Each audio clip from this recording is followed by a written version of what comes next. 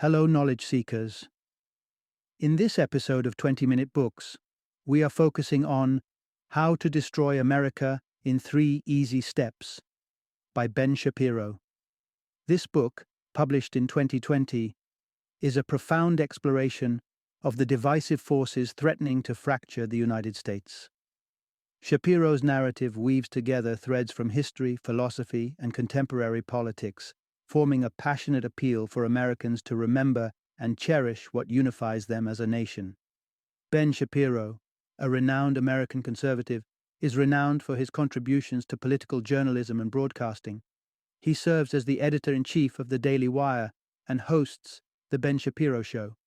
Apart from How to Destroy America in 3 Easy Steps, Shapiro has authored several other influential books, including The Right Side of History.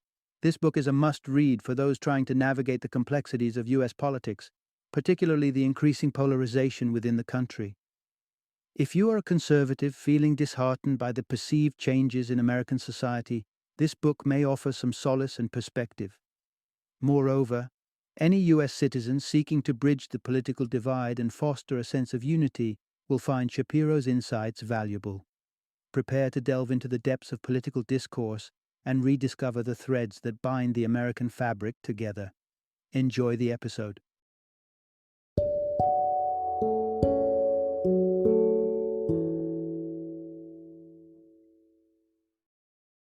How to Destroy America in 3 Easy Steps, an account of the political forces threatening to tear America in two. Introduction. Unmasking the demons ripping apart the United States. A closer look at its deep-seated political divide. The United States, in all its vast glory, seems to have lost the ability to embrace diversity in political views. It's becoming a battlefield where dissenting opinions are no longer just different perspectives, but weapons against unity. It appears as if we have tunneled so deep into our differences that we have forgotten the golden bridge of unity that binds us all. Fortunately, there's hope amidst this chaos. If we reach back into the roots of American ideology, tracing the evolution of its culture and history, we could unearth the panacea. The salve that could heal the current divide lies within the traditional American values of liberty, equality, and rights. Sure, these stalwart principles have recently come under fire. Yet, in them, we can find the only real chance at stitching back together the fragmented fabric of America. As we dive into this enlightening journey, you'll discover how rights have emerged as a focal point in America's ongoing political controversies, the alarming ways American history is manipulated to serve political ends, and why the concept of human nature is causing major rifts in the political landscape. Part 1. 3 Crucial Cornerstones. The pillars that once held the American populace together. Nowadays, it feels like the shared values among Americans are dwindling at an alarming rate. Political disputes keep us on constant alert, our voices raised in anger, and the increasing toxicity of social media discourse only adds fuel to the fire. At times, it feels as if the nation is standing on a precipice, threatening to cleave into 2 irreconcilable halves. Essentially, Americans seem to have splintered into 2 major factions. One faction, which includes the author, firmly believes in the inherent unity of the American populace. The other, however, chooses to magnify the fractures instead. The author refers to these factions as the Unionists and the Disintegrationists, respectively. How did we end up here? To understand this better, we need to delve deeper into the traditional philosophy that once held the United States together.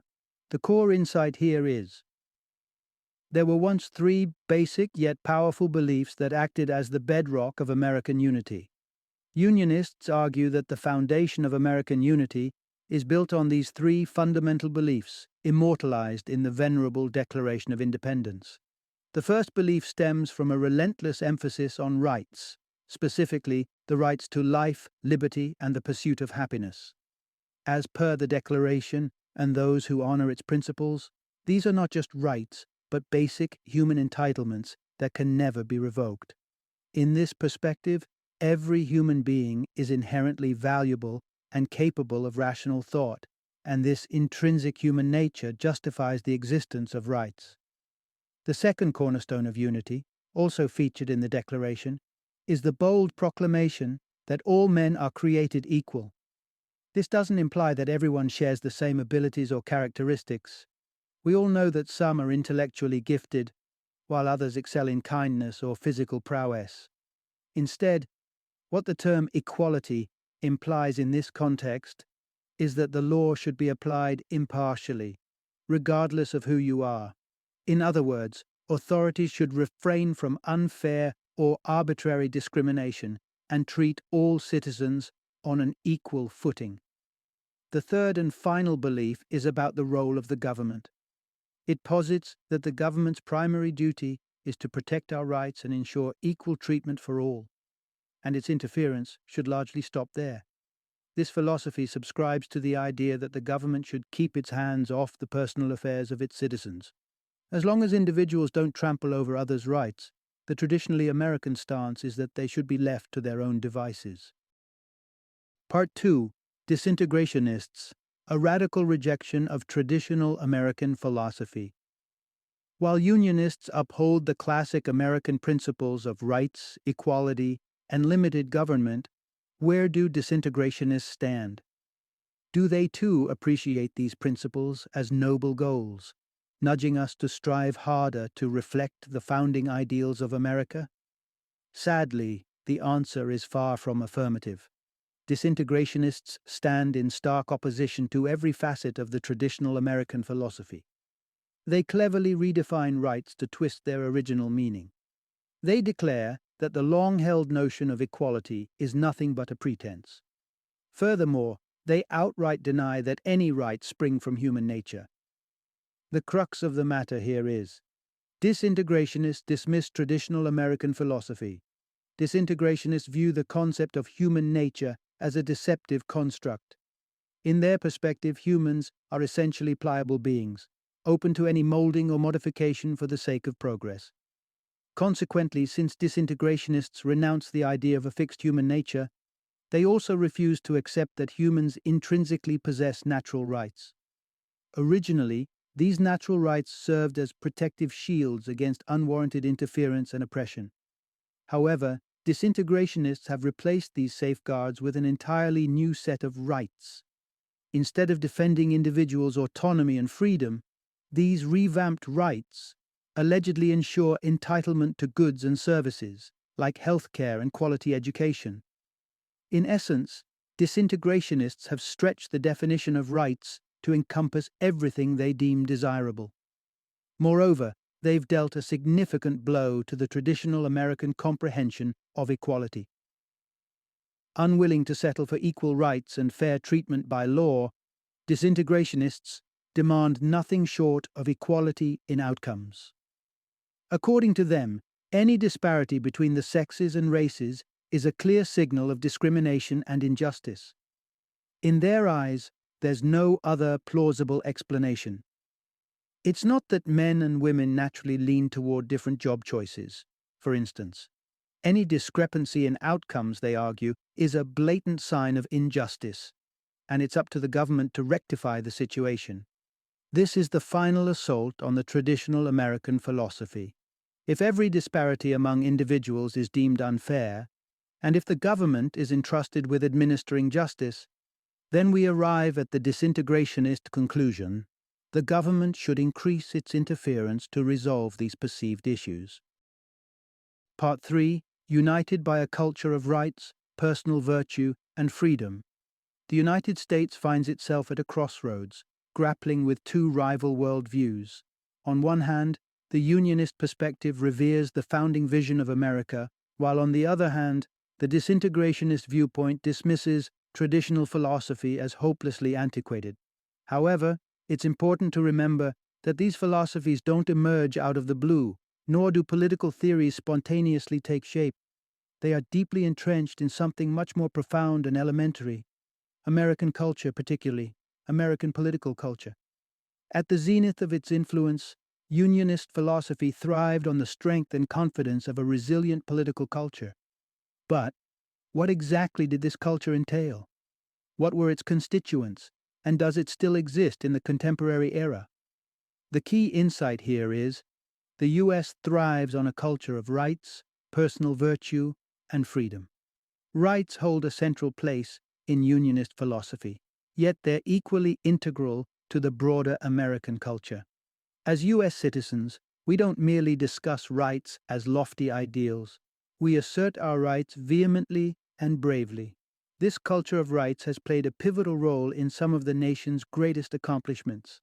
Lincoln eloquently argued against slavery in the name of human rights, and Martin Luther King's movement was an endeavor for civil rights. The culture of rights hinges on a unique form of tolerance, a distinctly American propensity to live and let live. Despite our differences, because we acknowledge their rights, we're willing to tolerate all but criminal behavior. This stance is exemplified by America's traditional culture of free speech. We might disagree with the opinions of other Americans, but we respect their freedom to voice their thoughts. The Founding Fathers advocated for minimal interference in personal affairs.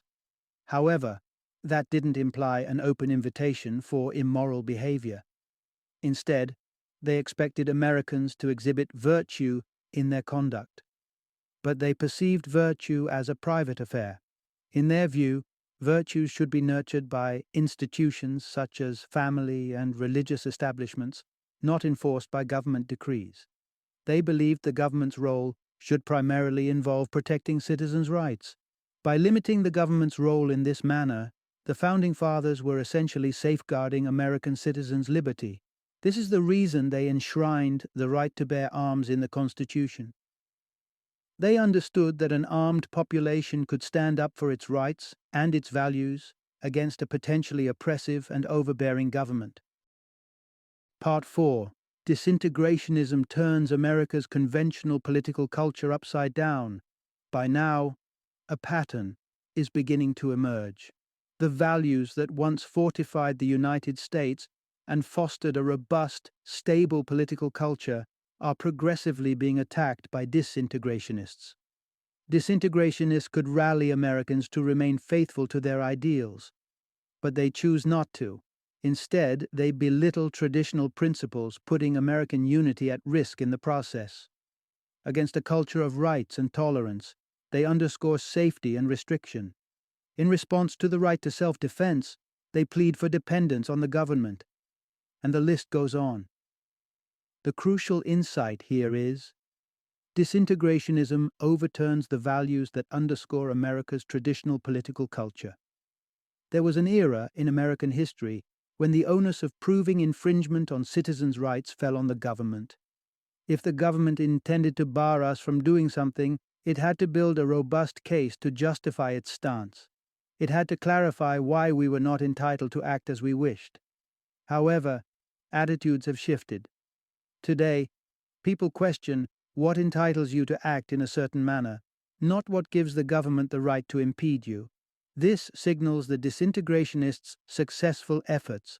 They have gradually undermined the culture of rights, altering the nature of political discourse. To clarify this further, consider the case of free speech. Even though it still enjoys legal protection, the cultural foundation that supports freedom of speech is eroding with each passing day. A recent survey reveals that 59% of individuals aged between 18 and 34 want the First Amendment modified to restrict hate speech and to reflect the cultural norms of today. A similar shift in mentality is apparent in the discussion around the right to bear arms. Americans once treasured the privilege of owning guns.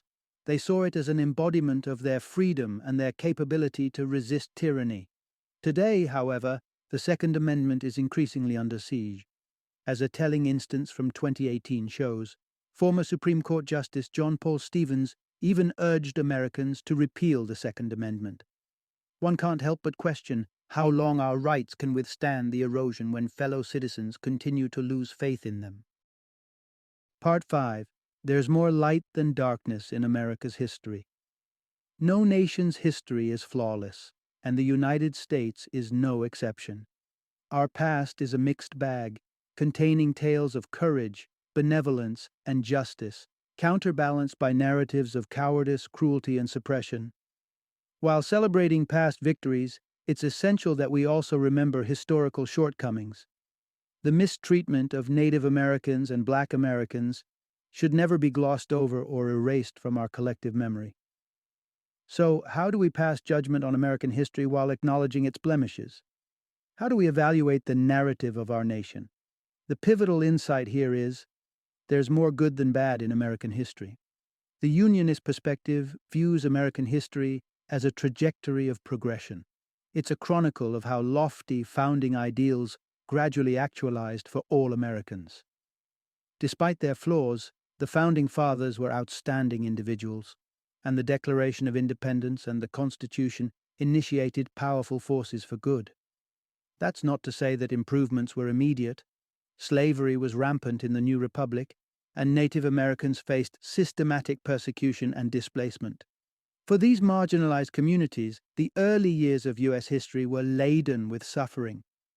However, the U.S. was not alone in its transgressions. At the time of the American founding, slavery was a worldwide phenomenon. Even though some of the Founding Fathers owned enslaved individuals, many publicly denounced the institution of slavery and anticipated its end.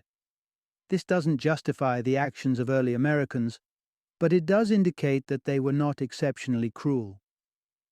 Balanced against these grievous actions are the remarkable achievements of the United States, both domestically and internationally. Over the centuries, the U.S. evolved into an increasingly prosperous and equitable society. Its international accomplishments were even more monumental. In the 20th century alone, the U.S. played a crucial role in winning World War I, was instrumental in winning World War II, financed Europe's reconstruction, and witnessed the collapse of the USSR. These achievements may seem commonplace, but consider for a moment the potential fate of Europe's Jewish population had the U.S. not intervened against the Nazis when it did. The narrative of U.S. history is both commendable and lamentable. Declaring that the good outweighs the bad doesn't trivialize the suffering of the oppressed. Instead, it acknowledges that the world is a better place because of the existence of the United States. Part 6. The disintegrationist perspective reinterprets history to cast shadows on the present United States. It goes without saying that Unionists and disintegrationists hold differing views about American history. While Unionists regard the United States as a primarily positive influence globally, disintegrationists perceive its history as an anthology of injustices and atrocities. This debate, though centered around the past, holds significant relevance in the present. When disintegrationists tarnish American history, they do so with an eye towards the present. They argue that history is so stained that immediate radical measures are needed to rectify it. According to them, racism, oppression, and discrimination are woven into the fabric of America. The only way to redress historical wrongs is to dismantle the system born out of the past. The significant insight here is the disintegrationist perspective reinterprets history to cast shadows on the present United States. In the disintegrationist interpretation, America was conceived in sin and has never managed to shake off its racist past. From their viewpoint, the inhumanity of slavery and anti-black discrimination, coupled with the brutal treatment of Native Americans, was never appropriately addressed. Instead, Americans' racist tendencies merely morphed into subtler forms and permeated all facets of American life. Such a perspective often leads disintegrationists to reject the idea that the U.S. possesses any real social adhesive. The notion of the United States, to them, merely masks a myriad of unjust hierarchies and conflicting factions. This interpretation of American history was propagated by historian Howard Zinn, whose widely read book, A People's History of the United States, argues that the United States comprises dominators and dominated, who have been perpetually at odds. Several contemporary historians subscribe to a similar portrayal of American history. They dissect the past based on class, race, and sex, proposing that concentrating on commonalities only distracts from persisting racist and sexist hierarchies. They take a fundamentally accurate premise that American society was once both racist and sexist and extrapolate it into a misleading narrative about present-day America. Rather than rallying around shared historical narratives, disintegrationists delve into the past to divide us in the present. Regrettably, their efforts have thus far been alarmingly successful. If they continue to succeed, the future of our great nation hangs in the balance. Final summary. The quintessential message here is: the fabric of unity that binds the United States is fraying at the edges. The historical, cultural, and philosophical ties that have long united Americans now face unprecedented threats from forces intent on disintegration and division. The country's hope for continued unity and greatness lies in the collective rekindling of the time-honored American values.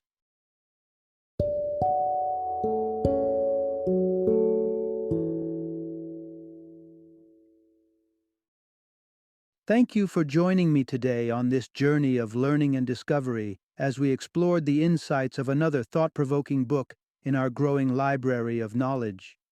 If you've enjoyed our time together, please take a moment to follow our podcast, give us a 5-star rating, and share 20-minute books with other knowledge seekers. Your support truly means a lot. Don't forget to join me again in the next episode, where we will delve into another enriching book. Until then, happy reading and happy listening.